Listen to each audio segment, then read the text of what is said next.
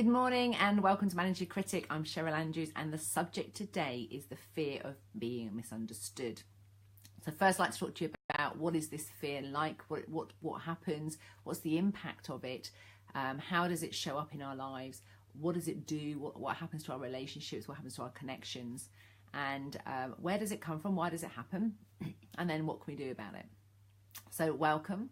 So the fear of being misunderstood, for many of my clients, when we model this out, it is often a feeling inside. It's an overwhelming fear, often in their main cortex. That's not the right way, is it? But this part of your body.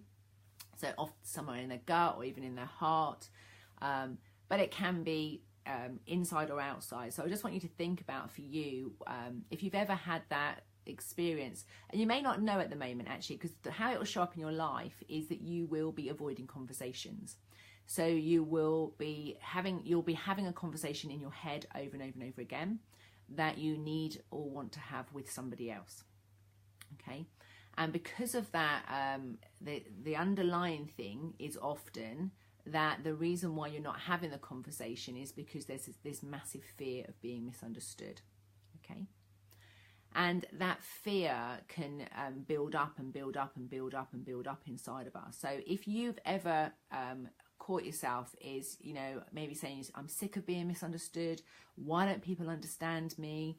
I just wish people would get me. I just wish people would listen.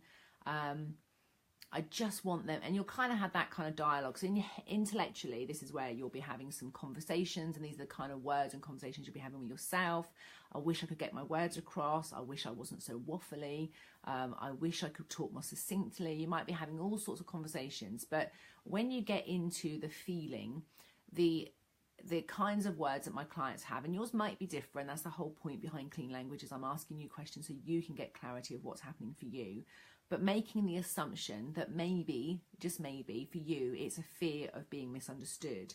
That can often feel like a massive, like hurricane or a tornado in your stomach. One of my clients, I hope she won't mind me saying this, was like a washing machine. So there's often got a worry feeling inside, and it kind of leaves you feeling sick, but it kind of gets to your throat, and eventually you can't say what you want to say.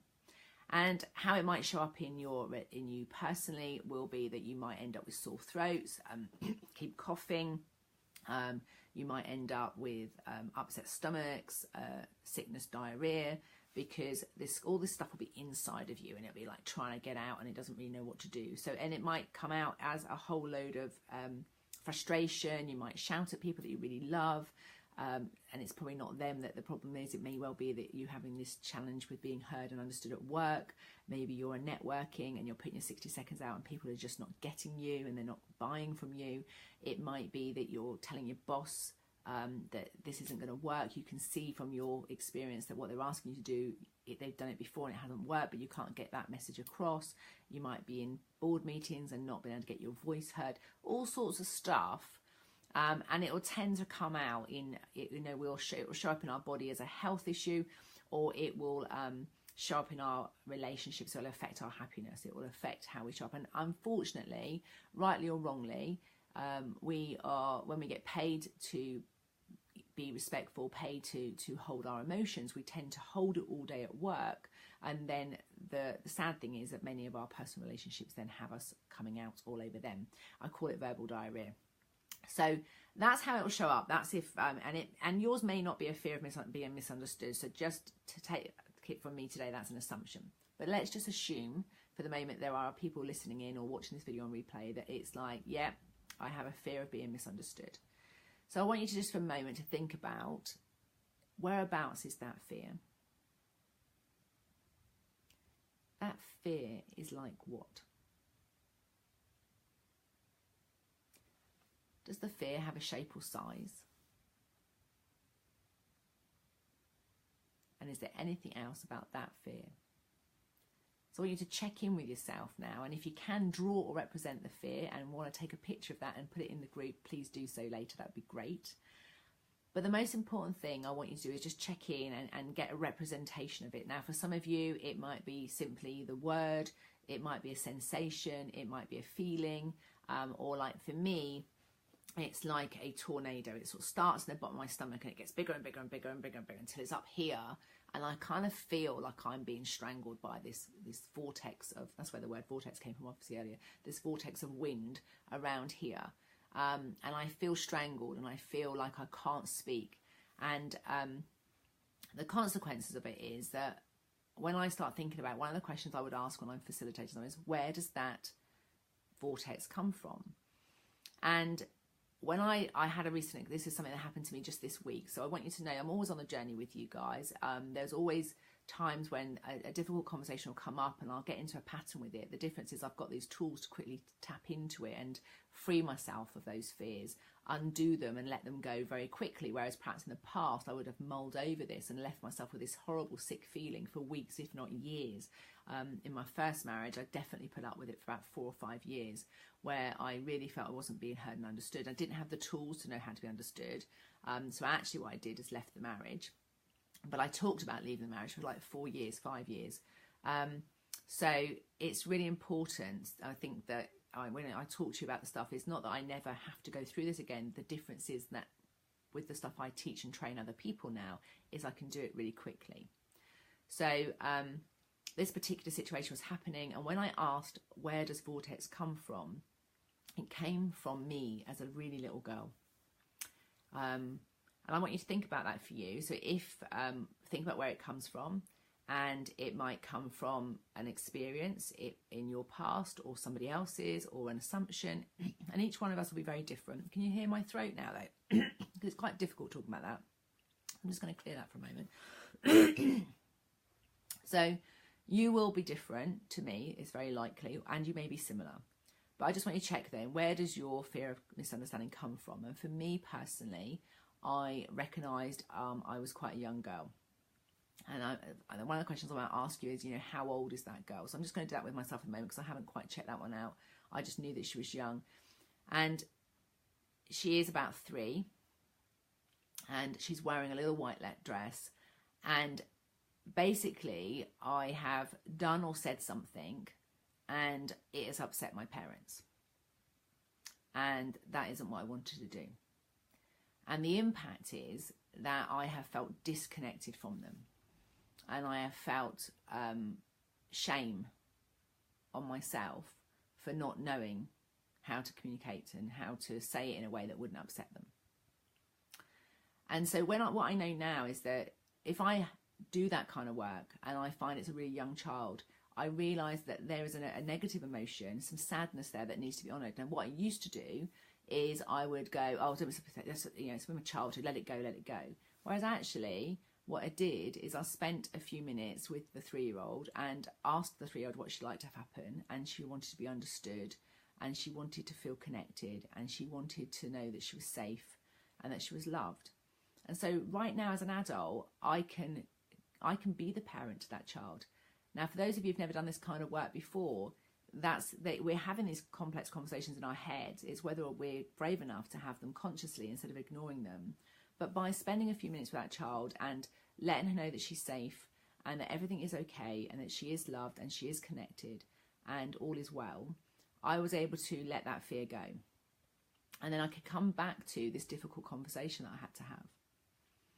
And so then I would do the process that I do with you guys. So I work through the clarity process. So the book that's in the back, managyourcritic.com, if you want to look that up and get a copy of the book, I would then go through and think about, what is it I want to say to this person? And I would make sure that I'd ask myself lots of questions to get really clear about what I want to say. I'd check my language out to make sure that I'm using language that is talking about what I want rather than what I don't want. I'd be looking at my attention in my message. Am I telling people what didn't happen or what happened in the past? Am I telling them what is happening for me now, or am I telling them about what's happening in the future? Am I talking all about what I want from them, or am I including myself in it? Am I talking about the relationship? Where is my attention? And what I know, if you want to be heard and understood, you have to be really clear about, I was working with somebody yesterday and they said, we need to move on. But the we was an assumption.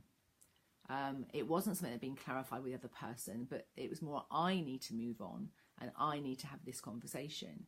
And so when you want to be heard and understood, you have to go back to clarity.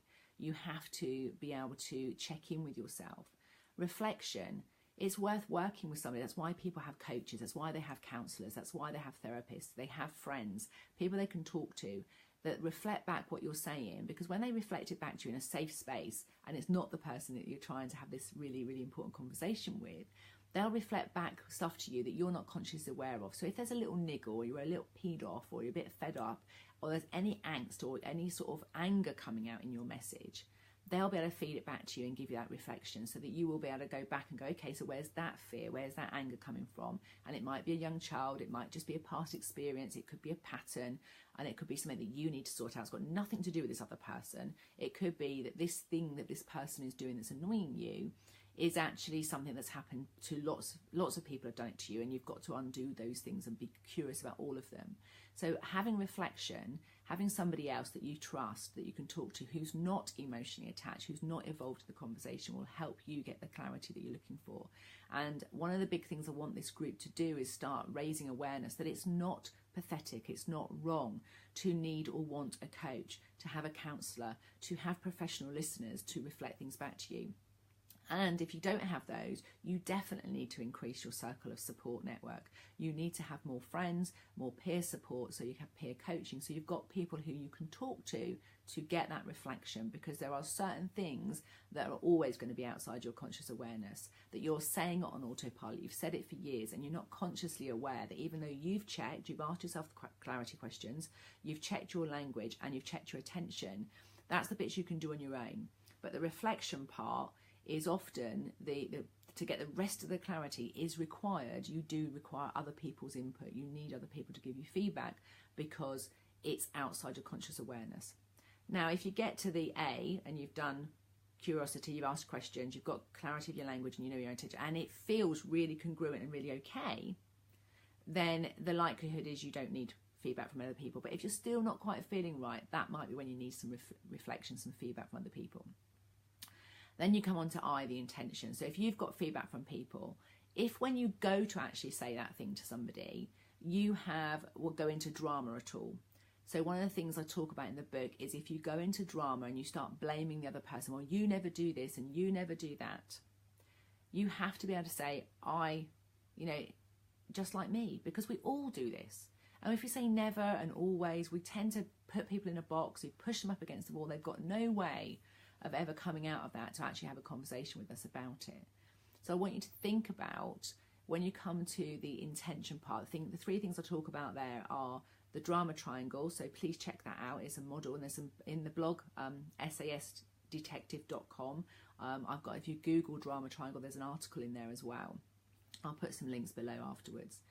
But if you are coming from a place of drama, where if you're going, woe is me, it's not fair, the victim, or you're trying to rescue somebody, you're trying to help somebody who hasn't asked you for help specifically, and you're doing it because you think you ought to and you should, but you don't really want to, or you're telling people that they're wrong, you're blaming other people, then when you give that communication out, you're likely to get drama back. And therefore you will be misunderstood. And you will need to go back to the clarity process and start that process again, because if you're in drama and you're blaming yourself or other people, their likelihood is something else that you need to unpack and get sorted, because that isn't going to get you the response that you want. You're going to come from a place of blame and victim, and it's not fair. And most people will respond with you the same back. They'll give you the drama back. Pronouns are really important as well under the intention. So it's like owning it. Is it my stuff? Separating out, well, they're doing this and the impact it's having on me is this, rather than you are making me unhappy. It's not. They are doing something and that behaviour is having an impact. Whoever's just joined me this morning, please do leave a comment so I can say hi to you. So just be aware that if you're using the pronouns, we do it all the time. There's a great video that I put out on YouTube about pronouns, and I'll put some links about that in a moment as well. But if we talk about, we often say we when we mean I, we say you when we mean we, and people say we when we really mean you. When we speak in our everyday language, we are really confusing. So it's not surprising people misunderstand us, because they can feel that we're attacking them. Hi Wendy, they can feel like we're attacking them when we're not actually, it's because we're not using the right pronoun. So in intentions, you want to check you're not in drama. You want to check that you're using the correct pronoun, that you're owning your stuff. And sometimes we don't say, I don't feel happy about this, because we're trying to soften it. We're not owning our own emotions, our own feelings. and maybe we can't own them because we don't have clarity. So therefore, we go back to the clarity, start asking the questions, check on the language, and look where your attention is. Is it internally? Are you owning yourself or blaming other people? And then the last thing is the power of and under intention. I talk about one of the things we do when we're in a conversation is sometimes we can get very me. It's not working for me. I don't like this. It's not right. And so one of the things I do with the clients is I ask them what they'd like to have for themselves. What would you like to happen for you? What would you like to happen for the other person? And what would you like to happen for the relationship? And then you have to create an outcome is what I want this, and I want this, and I want this. And what tends to happen is when we start communicating and we're not getting understood, it is because we have decided either it's their needs or ours. It's an either or situation. Or we become very focused on what the problem is rather than on the relationship. So a good starting point is if you want to be having a communication with somebody, a difficult conversation with someone that you really love and someone you really care about, or someone that's really important to your business. I don't know if I tend to think I love my clients and I love my staff. That might be a bit too much for some people, but I do believe there's an abundance of love in the world. And but if you're talking to people and the conversation is really important, it's crucial, it's going to have a massive impact, whether it's on profitability or success or whatever, then make sure you're including how you want the relationship to be at the end of this conversation. So for the relationship to be just the way you'd like it to be, it'd be like what? For the conversation to go just the way you'd like it to be, it'd be like what? And if you don't take the time to invest and think about how you want things to be, you don't set yourself up for success, there's a really good chance that you won't get understood. So that's looking at the I, so drama triangle, power of pronouns and power of and then the T is about trust. Now, one of the biggest things for me about trust is, first of all, when you get to know yourself, if you know your process, if I know that if I've got a fear of being misunderstood, I will find it more difficult to have a conversation. I know myself well enough that if someone asks me a question that I haven't had time to think about, I am very likely to waffle.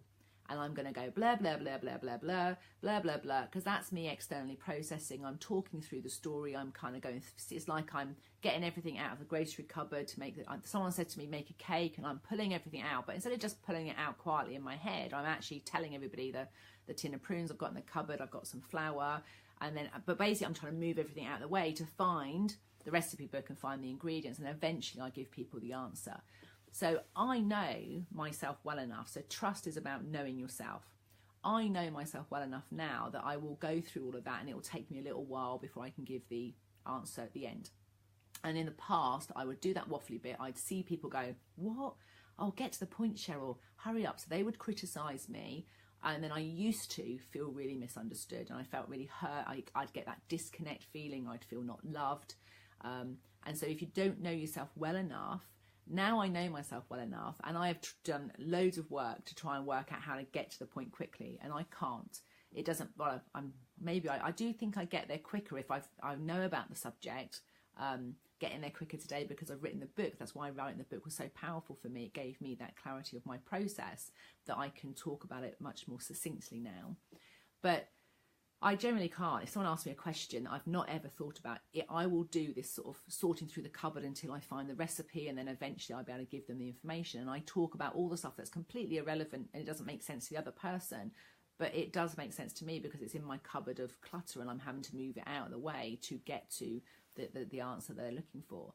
So now I know myself.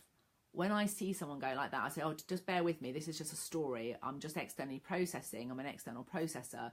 I haven't got to the answer yet. Just give me a moment if you're happy to listen to me while I talk it through, or leave it with me and I'll reflect and I'll come back to you later about it. So trust comes, though, is when you really know yourself well enough, you can be yourself without apology. And you have empathy for the fact that when I'm waffling and I don't get to the point, I understand how confusing that is for someone else to listen to it, because they've asked me, I don't know, how to make blueberry muffins, and I'm talking about prunes and a tin of custard that I'm trying to pull out of the way to find the recipe to go through the list of ingredients that are in the blueberry muffins. And what I'm talking about to them doesn't sound like it's relevant. It doesn't sound like it's relating to it. And I know when I'm listening to people who are very similar to me that I find that challenging when I ask a question and then their answer they initially give me doesn't seem like it's relating to it. And it's through training to be a listener that I've learned more patience, more tolerance, recognizing that there's always a connection, there's always a relationship. It's just harder and longer for some people to articulate it.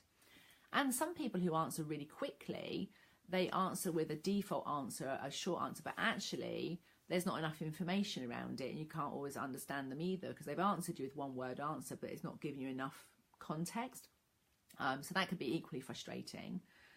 It can be equally frustrating if people give you an answer, and then when you ask them more questions to understand, they have no more information to give you. And that's because they're more internal processors, and they will need to go away and reflect. They don't, in that moment, consciously have access to that memory. They don't have access to that information. So they will need to process it over a longer period of time.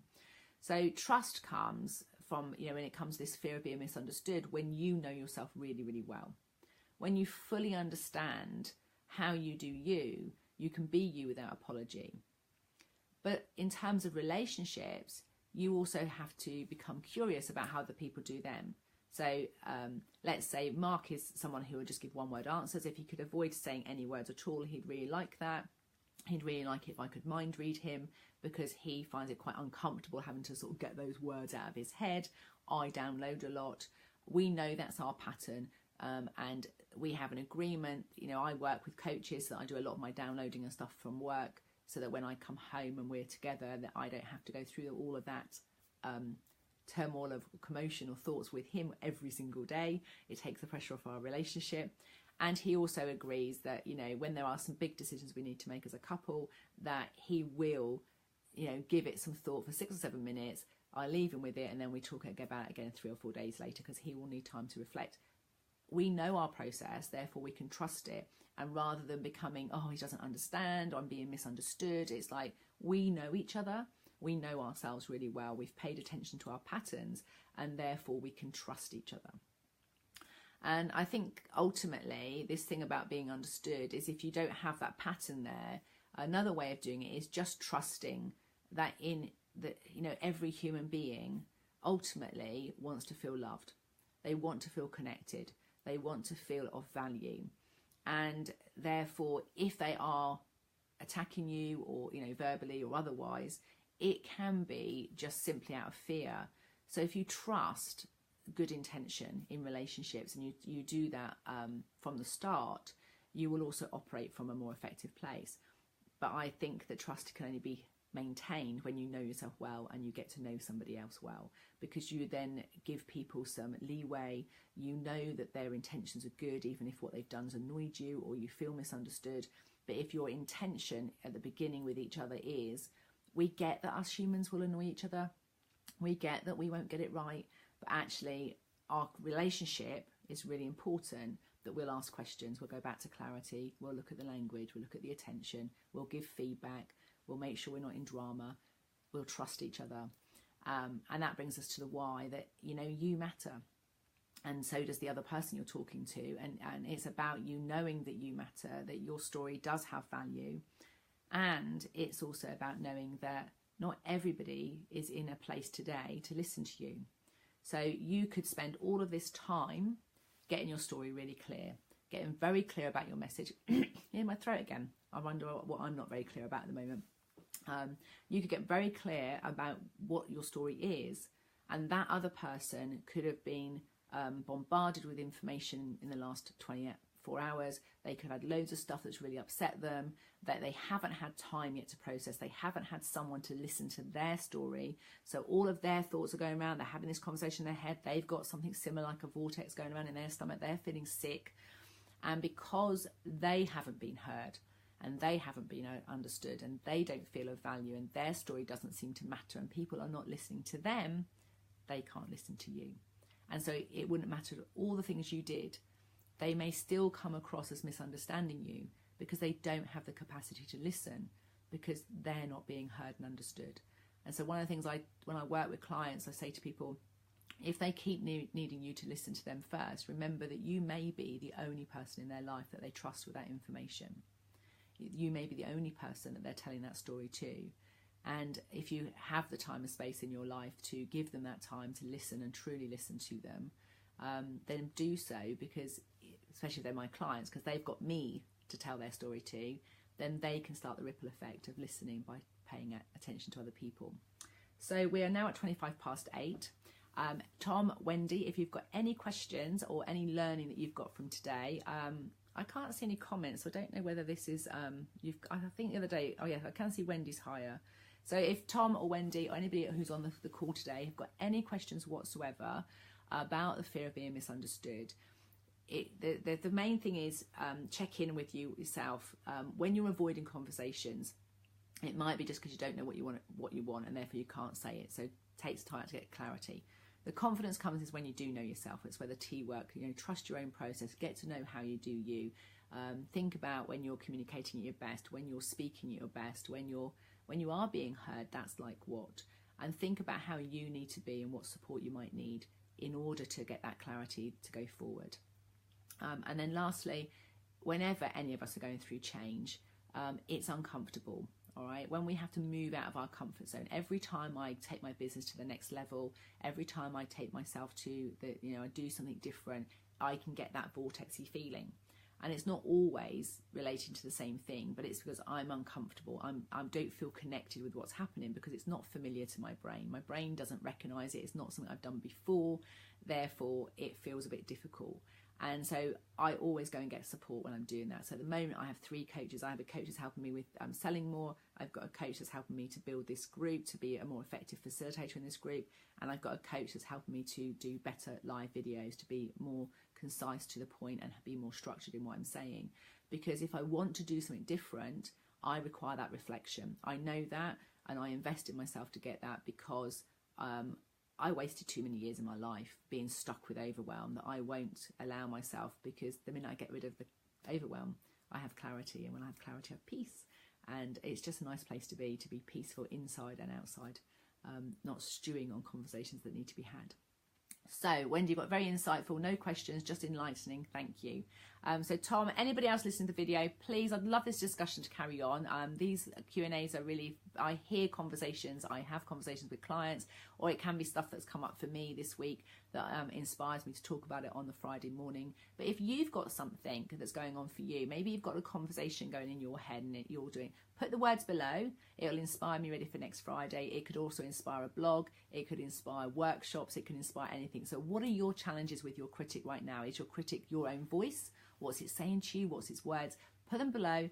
Let's get the conversation going. Let me see what we can do as a community to start helping everybody practice listening to each other to get that clarity and confidence. And let me know what I can do to support you. But let's also work out how as a community we can support each other better. Thanks very much then. Take care.